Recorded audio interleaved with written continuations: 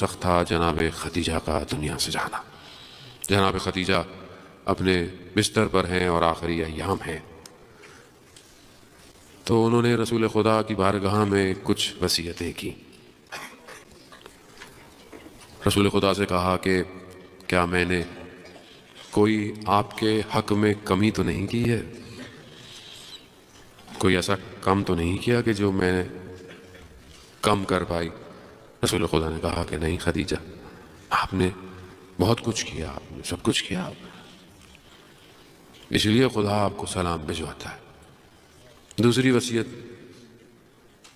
کہا کہ جب میں دنیا سے چلی جاؤں تو کہا یا رسول اللہ میری بیٹی کا خیال رکھیے گا، میری بیٹی یتیم ہو جائے گی، خیال رکھیے گا کوئی اس کو اونچے آواز سے پھکارے نہیں، خیال رکھیے گا کوئی اس کو تماچے نہ مارے۔ مگر جناب خدیجہ جب تک رسول خدا زندہ رہے آپ کی اس وصیت پہ عمل رہا، لیکن رسول خدا کے جانے کی دیر تھی، نہ صرف لوگوں نے اونچے آواز سے پکارا، در و دیوار میں رسول کی بیٹی آ گئی۔ مصیبت اور مشکلات جناب سیدہ نے بہت دیکھی ہیں زن محترم۔ تیسری وصیت کہا یا رسول اللہ مجھے حیا آتی ہے، میں فاطمہ سے یہ وصیت کہوں گی، آپ اس کو بھیج دیں۔ رسول خدا باہر چلے حجرے سے، جناب فاطمہ کو بھیجا، ماں کے ساتھ جناب سیدہ ہے۔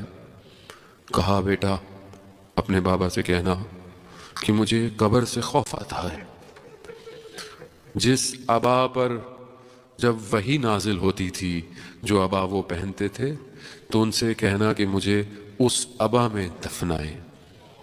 عزیزان محترم جناب فاطمہ باہر جاتی ہیں اور اپنے بابا کو یہ کہتی ہیں، رسول خدا اسی وقت اپنی عبا جو ہے وہ جناب خدیجہ کو دے دیتے۔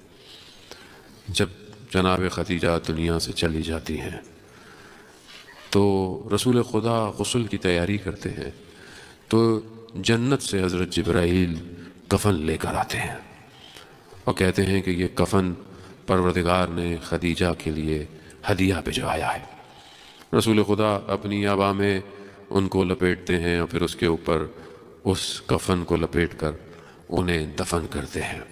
خدا ہمیں جناب خدیجہ کے مرقد کی زیارت کی توفیق عطا فرمائے۔